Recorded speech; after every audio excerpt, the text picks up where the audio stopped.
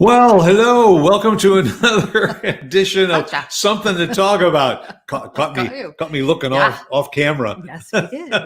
But that kind of happens often, doesn't it? Well, you were posting, right? I was posting because I want to Yeah, share. I know you do. I want to And share we what we should. have to say And it's very important today. with everybody because we've got Absolutely. a great show today. A little bit of a background. Lauren and I were in business together for 40 years, and for probably a good 15 to 20 of those years, we were very, very heavily involved in cancer awareness. And we always designated in our stores October as Cancer Awareness Month. And it's something that now, even after retirement, we still look very, very proudly upon, and that is to spend every October working with nonprofit organizations that are working in the realm of cancer research. And also, Right. we dedicated this show today to cancer awareness, and we are beyond pleased to have a very, very special guest with us to share this show. And Jill Batch is with us. Hi. And welcome, Jill. Hi, it's Stuart and Lauren. Thanks for having me on today. Oh, we're thrilled you could be here. Jill is living our dream. She and her husband are in a motorhome and they are traveling around the country. And also, I'm absolutely thrilled that you would take the time to spend some of that time with us to discuss this very, very important subject. Well, yeah, it's a really important subject. I know it's touched y'all personally. I know it's touched me personally, and unfortunately, cancer seems to touch a lot of Americans. And I think it's a problem that we definitely need to address at a national level. But It is more so. I often in when I speak to groups, I often say, going back, 40 years, maybe you knew a neighbor's sister's friend who had cancer. Then, 30 years later, maybe you knew a neighbor that had cancer. But over the last decade or two, it's the question to ask basically is there anybody in this room whose family has not been affected or touched by cancer? And that's an unfortunate statistic that we don't like to hear. And in many cancers, we have made inroads. In others, it's been a struggle. And we know that you are not only very, very involved with ovarian cancer, but as a survivor of ovarian cancer and a co-founder of Be the Difference Foundation, which is the name right underneath Jill's name. It is an organization based here in Dallas, Texas. I urge each one of you that are watching this show not only to go to betothedifference.org to find out the work that they're doing, but also share that website with your friends and your family. Especially the female members of your family, because we all know that ovarian cancer has really been known as the silent killer, because it's so rare for it to be diagnosed in stage 1 or even 2. It's usually the advanced stages. And Jill, you can address that aspect as a survivor yourself. Please share your story and those with your founding members. well, I'm lucky. Be the Difference Foundation was founded by 4 ovarian cancer survivors, and thankfully 3 of us are still alive. But unfortunately, we did lose one of our co-founders to the disease, and 6 years ago already. And it's just devastating. I was diagnosed in 2007. I was just minding, going through life thinking I was tired because I was busy. I was raising, 2 teenage children. I was working full time. I was just running around. And I really just thought I had a cough. I thought I was going through, it was in March. I thought the seasons change. I'm having allergies attack me. And I ignored my cough for about 6 weeks until got to the point where all of my relatives were like, go to the doctor already. And I went to the doctor thinking they were going to give me an antibiotic. I was going to, be out the door in 10 minutes. And luckily the doctor, listened to me. He didn't hear anything in my chest, but he said, if you've been coughing this long, we need to do an X-ray. Did an X-ray. He did it in his office at the time, and the X-ray tech even said to me, he goes, when did you have surgery to remove part of your lung? And I'm like, excuse me? I didn't have any surgery to remove part of my lung.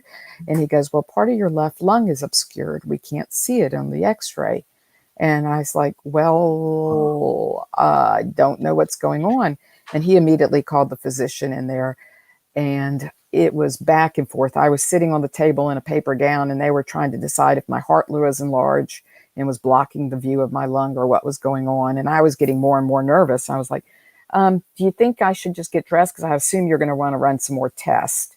And, at that point, they turned around and realized I was sitting there.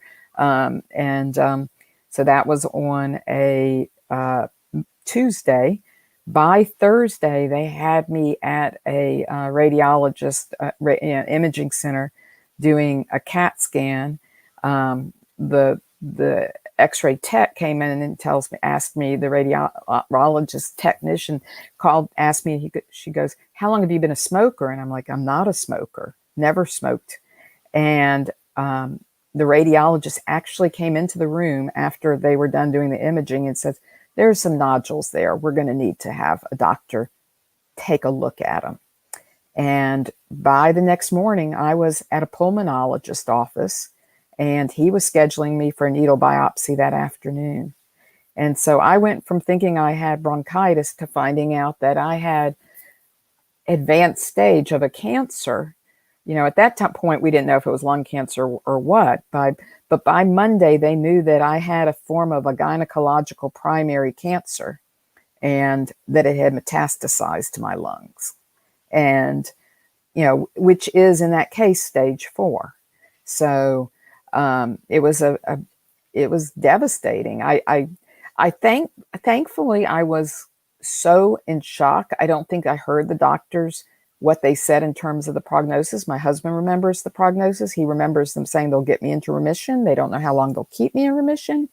But, I was just shell-shocked. I just, listened and, decided that I was going to fight, going to do everything we needed to do. And, within that next week, I actually had a PET scan to figure out where all the cancer was. And it was throughout my abdomen. It was through, on my spleen, on my liver, and it was in my lymph nodes.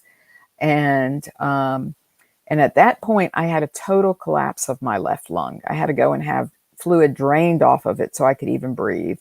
I started chemotherapy rather quickly. I did 3 rounds of chemotherapy. And then the doctor was going to think about stopping for the surgery. Typically, women with ovarian cancer, they do a debulking surgery first. They take out as much as they can before you start chemotherapy. But in my case, I wasn't really a candidate for the debulking surgery because of the involvement of my lung.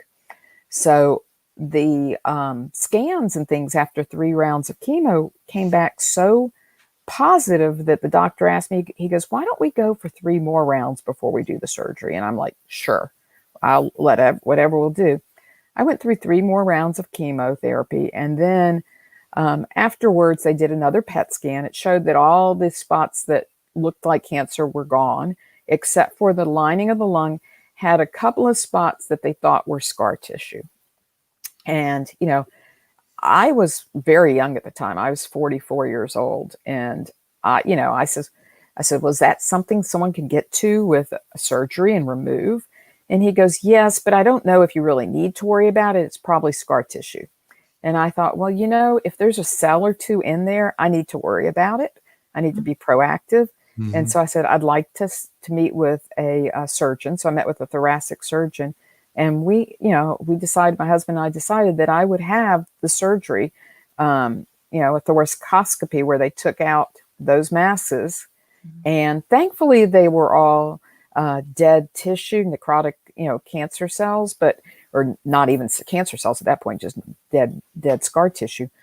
But, I just wanted it out. And then 3 weeks after that, I went and had the full hysterectomy, and they did 15 biopsy sites at that point, and everything came back negative.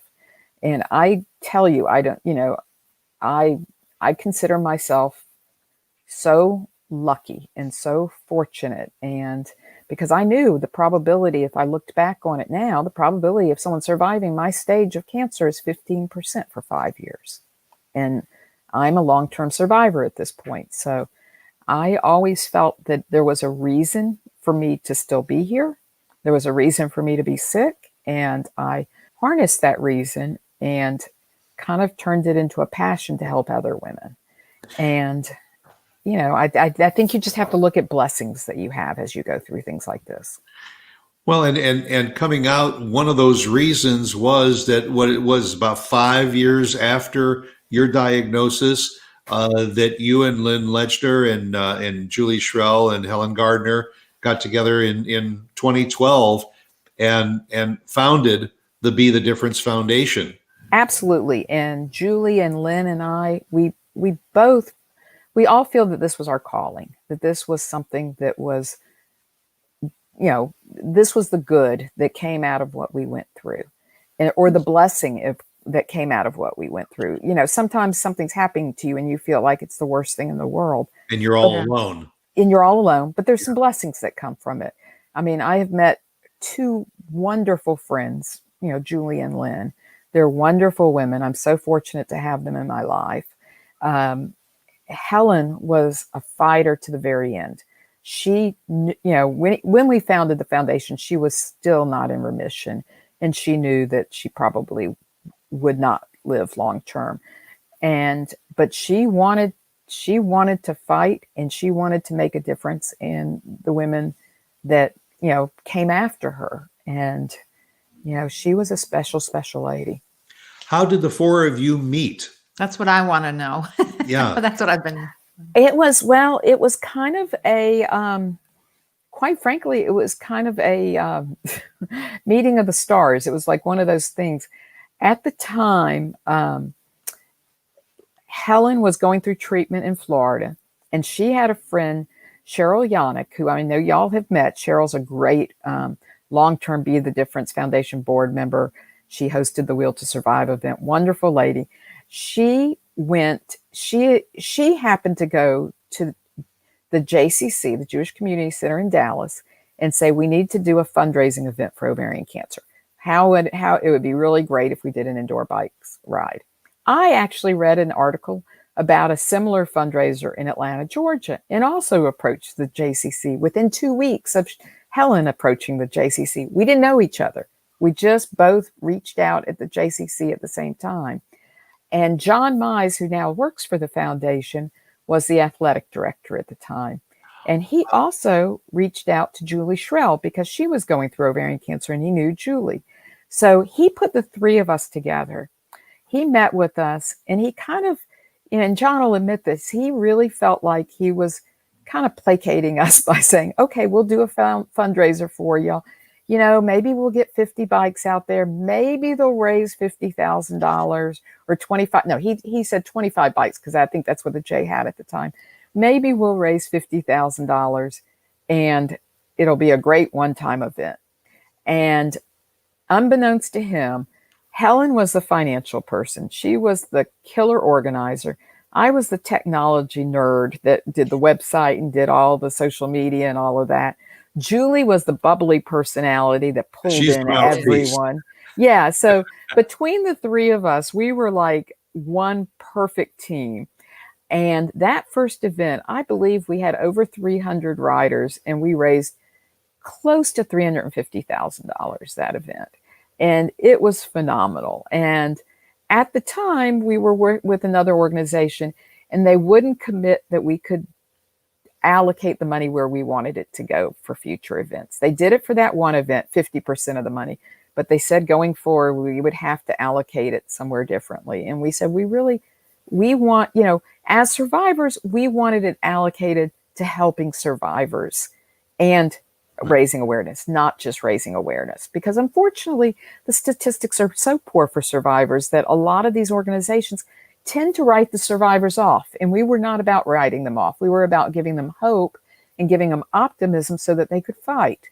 So therefore, then in 2012, we started Be the Difference Foundation. And Lynn Lyncher was a really integral part of that first event. She was an attendee at the first event. We pulled her in as a fourth co-founder, and since then, you know, we've grown. We've grown into doing Will to Survive events in various places in the country. We have this fall we're doing. Last fall was the first one. We did Runway for Hope, which was a fashion show benefiting Mary Crowley Cancer Research to help fund clinical trials in the Dallas area. This year, the fact that we've got COVID and not wanting to do a public event, we're doing an interesting twist on that. We're actually doing a virtual fashion show, but instead of it being just, you know, women walking around showing outfits, we chose to pair 4 fashion influencers, you know, women who are strong in the Instagram world, who set fashion trends, who know fashion trends, with 4 ovarian cancer survivors. And we're doing a reality take on it where they've met through the survivors through Zoom, they've styled them. We're doing the big reveals at the end where the survivors are doing it. One survivor is going through treatment, so she did her big reveal through a Zoom party online. Another is actually doing it today at Mary Crowley because she's going through clinical trials. And we're bundling that into kind of a TV show that we're going to air on November 18th, Runway for Hope. And it's going to be nationwide. And we're really getting a lot of interest for that. And so that's another Well, thing. we have our tickets. We're ready to go. We are there. I'm so excited about this. It's fresh. It's new. It's a different approach. Yeah. I think it's going to be great. And to think that 8 years ago you said, "Listen, if we can have an event and raise $50,000, we'd be thrilled." And in 8 years, Be the Difference Foundation has raised about how much? Well, we've raised over $3 million. $3 million in 8 years. Amazing. And yeah, it's been a lot of heart put into it. Let's put it that way. A lot of passion, a lot of heart. And the other thing we're excited about with this Runway for Hope is a lot of these influencers have their own followers, and they may be younger women than we traditionally target. But one of the great things about this fashion show is that we're going to be able to share the signs and symptoms of ovarian cancer with these women. So not only are we, to me, you know, raising the money for clinical trials is one thing, but if we could touch one person out there that starts to think about a sign or symptom of ovarian cancer and say, you know, I have that, I ignore it, let me go to the doctor. That to me is saving a life. And that's so much more important. Yeah, Jill, because your symptoms were very different Right. from the usual symptoms that we hear about, we read about, the doctors tell us about. Well, And- you know, yeah, exactly, Lauren. And I think we have to get the word out. It's not necessarily gastroenterology symptoms, stomach aches, reflux. It can be a cough. Well, and it can be just being exhausted. I mean, and exhaustion is one of the symptoms. I didn't think about the exhaustion, you know. But exhaustion can be anything. It can be the flu. It can be Right. anything. And that's the other thing. It mirrors so many other problems, so many other diseases. Well, and very often this is in patients who are very physically fit. And, Yes. and as you said, that sometimes you think, well, oh, maybe I'm just a little exhausted because I've been working out so hard at the gym, you know, or it spinning doesn't or matter. whatever. My sister was one of those health nuts. Oh, yeah, she On her was. bike, walking, running every day, Ate counted well. her calories, watched what she ate. It can happen. But as I like to say, she came by it legally, unfortunately, because she was a BRCA a carrier.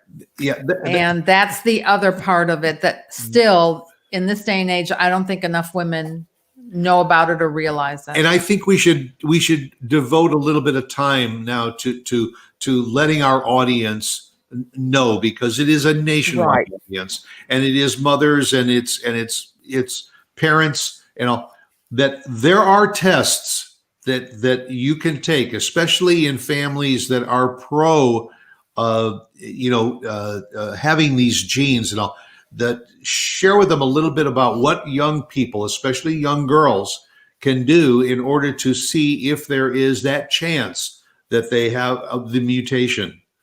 And Stuart and Lauren, I'm actually also BRCA positive. Oh, you are?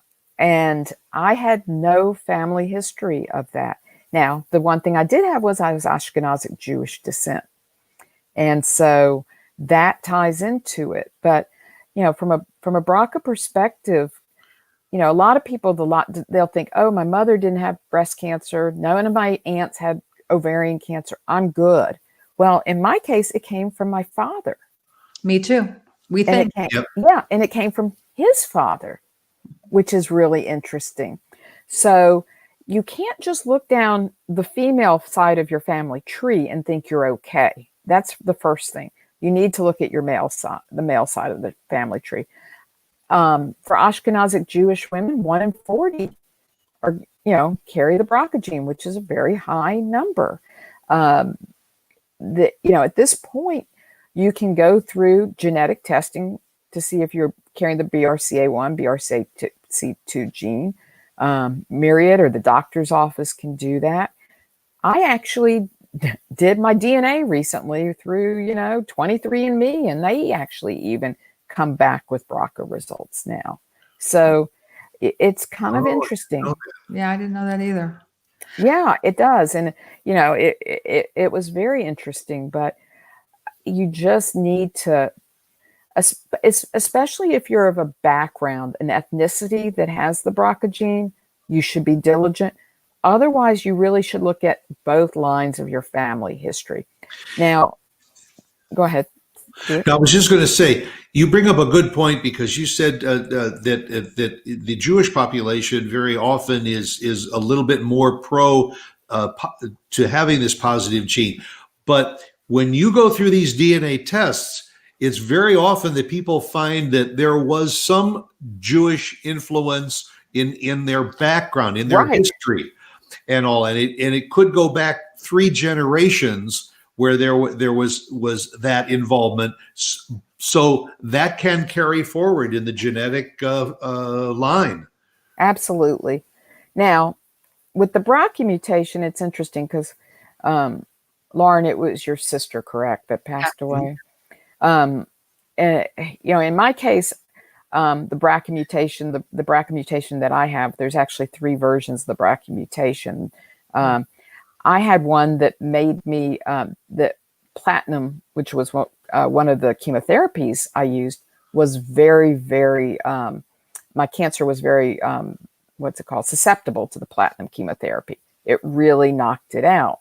So I really was able to fight the ovarian cancer very well. Interestingly enough, though, people who are BRCA positive also have a high probability of breast cancer. So even though I had ovarian cancer, I actually had a higher probability of getting breast cancer in my lifetime than ovarian cancer. So once I fought the ovarian cancer side, I went ahead and did prophylactic surgery so that I would not have breast cancer. But there's Lynch syndrome. That's another one that has high genetic probability for colon cancer, for breast cancer, for ovarian cancer. And they're just finding more and more all the time. And Well, I think... Yeah, go ahead, Jill. No, go ahead, Lauren. No, I was just going to say, I just wanted to set the record straight that yes, there's a high probability that it affects Ashkenazi Jewish women. However, there are many, many women that have it that are not Jewish, that Absolutely. have no Jewish influence, no Jewish gene in their family. You can be Black, you can be Latino, it happens, Asian, anything. And Right, that's what exactly. my sister found out when she was involved with a group of ovarian cancer patients, that she was really one of the few Jewish women in her group that had it. And very true. Yeah. But she had the basic symptoms: the stomach aches, the acid reflux, the tiredness, the ones that you read in all the pamphlets. But you didn't, but Well, unfortunately, those women sometimes get misdiagnosed too. she did. You're right. A lot of times. And a lot of times that it'll take women, I believe between 6 and 9 months to get diagnosed, because That's exactly right. unfortunately, some doctors will dismiss women as, oh, you're just, I don't want to say complaining, but it's fibromyalgia, or it's Mhm. this, or it's that. And they don't really, you have to advocate. You have to keep pushing. And Mhm. yes, you're right. You have to keep pushing for yourself and advocate for yourself, because Well, going back a decade or so, the testing for the BRCA was quite costly, and Yes. it's become more realistic, more affordable, yes. and it's something Exactly. that every woman should discuss with her OBGYN and say, I don't know if there's any history in my family, but I'm 30 years old and I just haven't been feeling up to stuff. Maybe we should do this test. Right. Exactly. Yeah, because this is a cancer that is normally found in stage 3 or 4 Yeah, Exactly. and when it's almost too late. what I have a hard time with, and I just can't figure it out, maybe you know the answer, Jill. Why will the government not pay for a pelvic ultrasound for women like they pay for a pap test? Because every year I get my pelvic ultrasound just to play it safe. And every year I'm paying $300 out of my own pocket, when I had a sister that had ovarian cancer. I mean, to me, it makes no sense. The doctors can't understand it. It's No, it frustrating doesn't. for them. And it aggravates me. It's very Well, bad. Well, And this is yeah. one of the things that this foundation is trying to turn around, and all through their association with Crowley Cancer Institute too, is to make sure that these wrongs are righted. Well, Because if you get ahead of most forms of cancer, you have a much greater percentage of Of cure beating and putting it into remission. Yeah. And that's just true. common sense. Well, no, I mean, that's someone needs to really do some more, I agree with you, Lauren. We need to have, these are the things that you do to look at women. You can't do it. The CA-125 test is not accurate, unfortunately. correct. But But they have a test for men for prostate cancer. right, they do. They do. And when it comes to the women are kind of left by the wayside. And Or you leave it up to the doctor, but you have to be you have to a keep pushing for proactive yourself. patient. Absolutely. You have to be a proactive patient. And the other thing I did want to point out, because I think you alluded to it, but a pap smear does not detect ovarian cancer. So a lot of women think, oh, I'm safe from ovarian cancer. I have my pap smear every year. It's not for ovarian cancer. No, you're right. Absolutely. Well, I have a question for you. You and Alan have been married for about 35 years now. Yes. Now you are diagnosed. What effect does that have on your husband? And what do you see in your travels as when a wife is diagnosed with a cancer? Very often the spouse just says, I can't deal with it, I'm gone. And all. How important is it for the men in these women's lives to be an active part of the diagnosis and the treatment?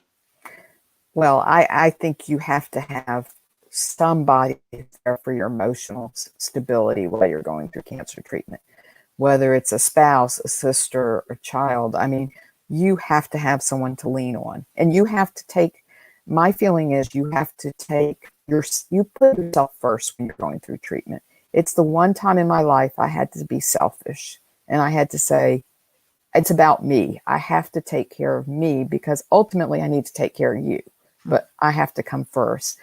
I was very lucky. I have heard horror stories, Stuart, of men who can't handle their wives being sick. Some have left them. I mean, it's just, kind of devastating. I didn't have that. You know, I was so blessed in that regard. I mean, I remember that first week when we first learned I had cancer, and before I got my lung drained, I could roll over and you could hear I was sloshing. Literally, you could hear water. And my husband just looked at me, and he just looked devastated. He goes, I want to fix it. I want to help you. I can't. And he felt helpless because he wanted to help me, but he couldn't do it. And I actually think it was harder, as much as it was me fighting, he was helpless. There was nothing he could do to make it better. And that was a hard adjustment for him. He got to the point where someone that he worked with had brought him all these Asian herbs and, to make into some kind of soup for me to drink. And he took that as his mission for a solid 2 years. He would make that recipe for me. Even when I was in remission, he would make me drink it. That was kind of his way of helping me. And I was just fortunate. I was just really, really fortunate to have him in my life. Well, and he continues to do that too. He is so supportive. Big shout out to Alan, because at every one of the events that we've ever been to support Be the Difference Foundation, Alan is He's right there. Man, you turn right him there. loose, man, and he is out there just making people aware and supporting you, but not supporting just you, supporting everybody like you, and supporting the foundation. And so, it's a guy's thing too. And it is. And I want men to know that too, that it's a family thing. This is something you cannot run away from, and you shouldn't run away from. Look at the success story here, right here. Yeah. That's fabulous. Over $3 million raised and everything. And I know that it wasn't Alan just saying, okay, honey, go ahead and do your thing with the foundation, man.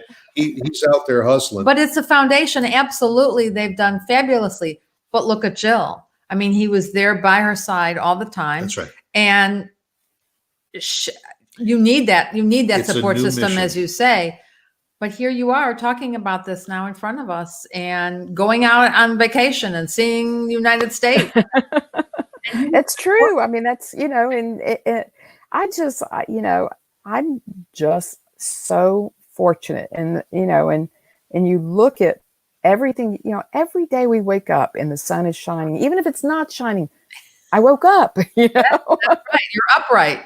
Yeah. I'm upright. I get to, Yeah. You talk about bonus days. Mm-hmm. Started counting bonus days from the day that you were diagnosed and everything. How many bonus days are you up to now? Stuart, I haven't counted. I should have looked today. I'm over 5,000. So 5,000 days. That's Amazing. terrific.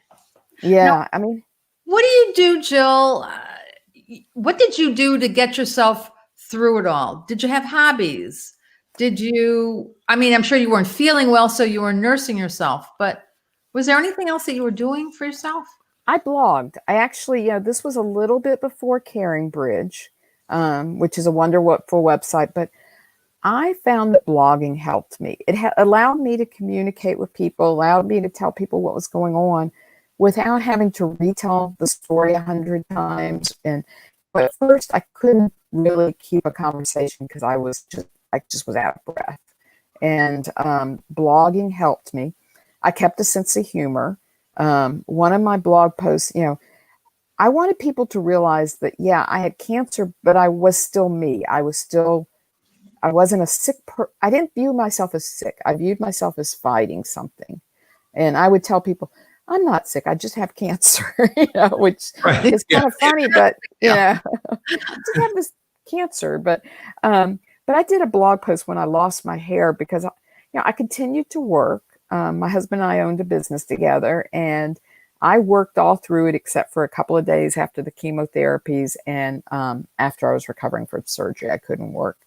But I wanted I wanted our employees to feel comfortable around me. I didn't want them to, feel like sorry for me. I would, so this blog post I wrote was, I think, the 10 great things about being bald. And I mean, one of them was, if I found a hair in my soup, I knew it wasn't mine. I could dress up as Uncle Fester for Halloween.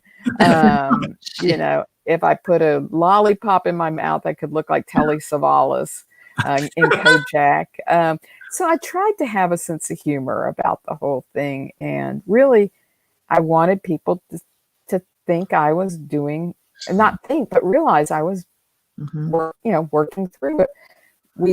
We got the kids in the car at the time that I was diagnosed. My daughters were 15 and 18. My oldest was a freshman in college, and she immediately wanted to fly home. She was in Boston, and I was like, no, you're not flying home. You have to finish the semester. You're not going to come home.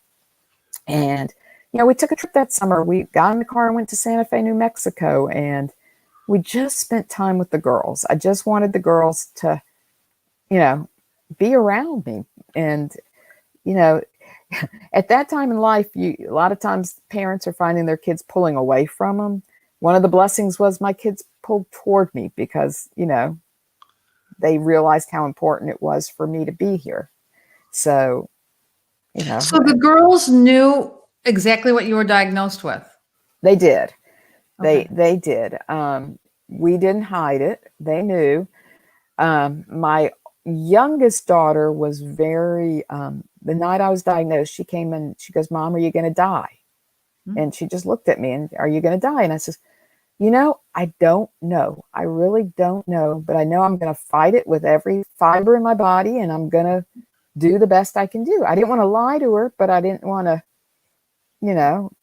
and she had a friend over, and that friend was like, your mom is one heck of a lady. She will give this a fight. So, the friend comforted her. My oldest daughter, what was interesting is she was pre-med at the time that I was diagnosed. She was a freshman pre-med, and she came home for the summer, spent every time I had chemotherapy, she took me to it. She sat there with me.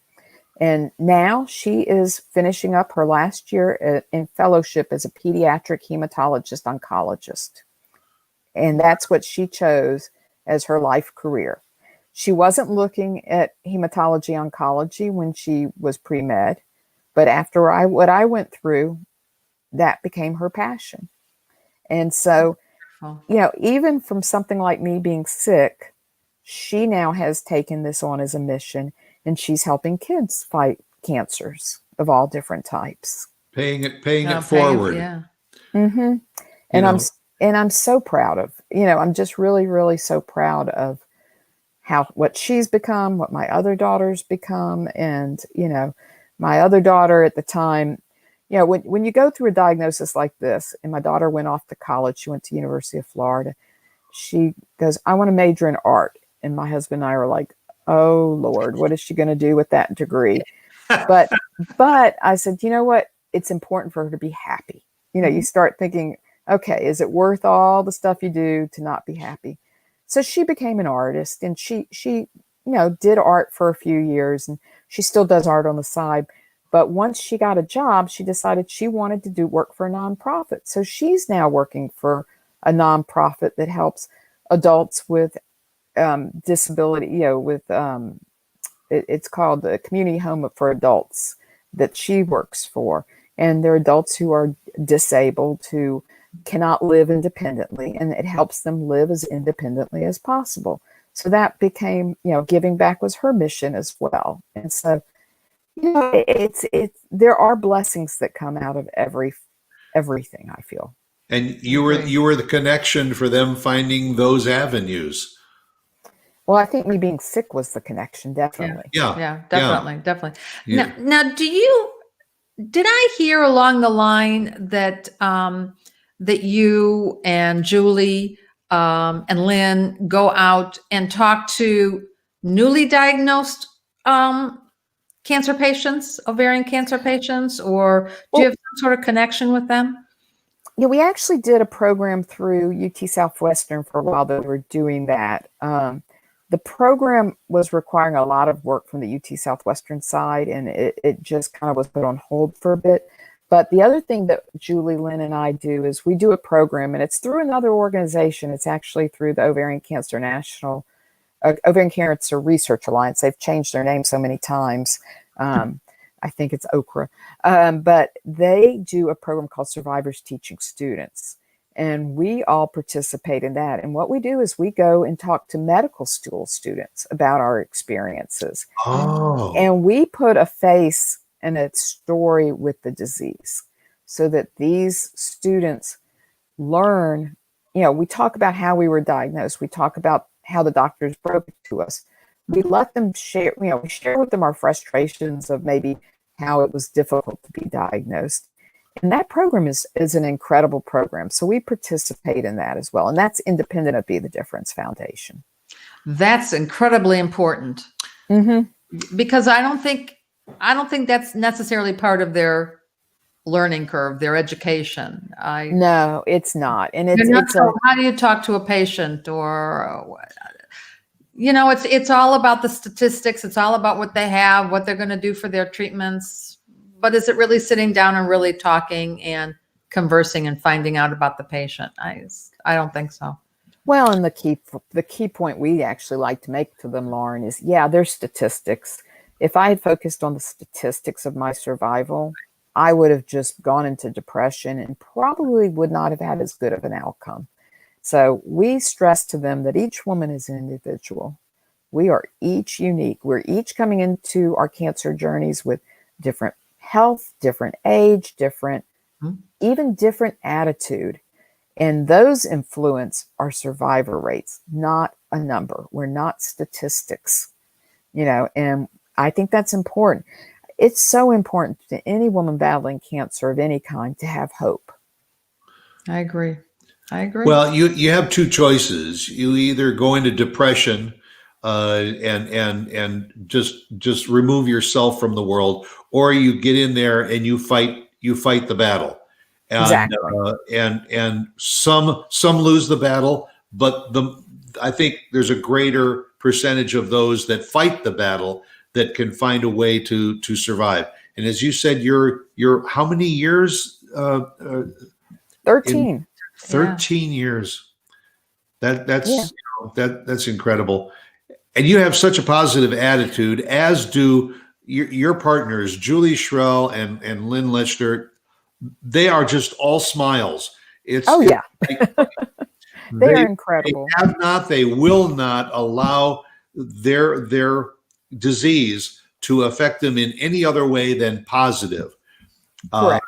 And they are also a couple of people that are just beautiful women as yourself. Yeah, and that, like I keep saying, that to me was one of the blessings that came of this, is just learning and meeting them and having them as friends. So you're not blogging as much now, I wouldn't imagine. No, because really my life is kind of, I hate to say it, it's boring, which is great. I'll take boring. Boring is okay. That's all right. For a change. Right. No, I don't blog as much anymore, but What do you do for fun? What do you do other than travel around the United States? What do you do when it's quiet time? I do spend a lot of time on Be the Difference Foundation. I am co-chairing the event that's coming up in a few weeks on November 18th. So that takes some time. I'm also, I still dabble in website design occasionally on a freelance basis when asked. I play bridge. I read. I love to hike. My husband and I actually ride a tandem bicycle. So we do a lot of exercising and working out on a Peloton bicycle so that we're in shape to ride the tandem. So I've been exercising a lot. And I'm enjoying life. And that's how it should be. Yeah, exactly. That's how it should be. Well, you got 5,000 bonus days. Yeah, exactly. Might as well shoot for 6 and 7 and 8 and 9 and more. So where are you off to now? Well, we're in Asheville, North Carolina right now, and it's gorgeous. We came here to watch the leaves change. We were fortunate to spend a week with my husband's mother in Atlanta prior to that. With COVID, she really hasn't seen a family member since February. And we're really kind of, we're traveling as best we can in this environment. We're in our own little bubble. We cook every meal in our RV. We just really keep to ourselves. We have our masks when we go outside and hike, and, we wear it when we come upon other people, and we're just trying to see as much of the country as we can. We've been to Moab, Utah. We've been to Ouray, Colorado. We went to Breckenridge, Colorado, and Silverthorne for a while. And then after this, we'll probably visit our daughter in St. Louis for a bit, and then we're going to come back home too. So we've got, we try to do this every few months, go for a few weeks at a time. My husband still works. He's working from the RV, which with Wi-Fi, and everyone works remote. We're all remote nowadays. So Right. it gives us the ability to kind of do just a change of pace. Yeah. Yeah. Do you feel that cancer patients and cancer survivors are now maybe at a little greater risk with the COVID pandemic going on? Are there special precautions that you take or that you would tell other cancer patients to take while we're going through this? I think, yeah, I do think anyone who's had a history of I think everyone should take precautions, quite frankly. I think everyone, I'm not a doctor, so this is just my personal opinion, Right. But why not wear a mask? I'm sorry, it is uncomfortable. It's not fun, but protect others and protect you. Wash your hands, all of that. But, especially, women who are fighting cancer right now. One woman with the fashion show was like, well, she goes, I could pop into Nordstrom. I'm like, no. You are not popping into Nordstrom. You are staying home. The purpose of doing this fashion show remote is to make sure that you stay safe. Right. They should be taking every precaution. The thing I do get worried about is that people ignore symptoms of cancer because they don't want to get into a doctor office and around other people. That's right. And that maybe signs like a cough are being ignored because they just don't want to go seek medical help now. So I hope we're not going to have some people diagnosed in later stages because of COVID. Well, I think before we go any further, we need to give the specifics on the fashion show. It's going to be November the 18th from Correct. noon to 1 Central Time. Central Time, yes, it's Central open Time. all over.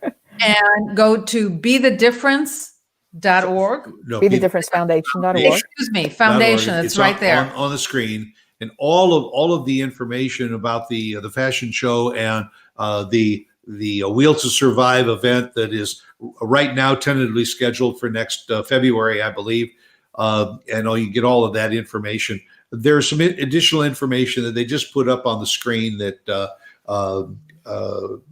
Jill wanted to share with those of you that are watching and listening to the show. And it is also available from the BeTheDifferenceFoundation.org. But it's important to keep this in your mind. Please go and register for the virtual fashion show. Yep. And we can get as many people because now we're not You're virtual. we can get And whoever it's free. we want. And it's free. It's a fabulous foundation. And Jill, we thank you for all the work you and the other women have done. We all been tremendous supporters too. So I want to thank you. Lauren and Stuart, y'all have both been incredible supporters of the foundation since you learned of us. And we can't do what we do without supporters like y'all.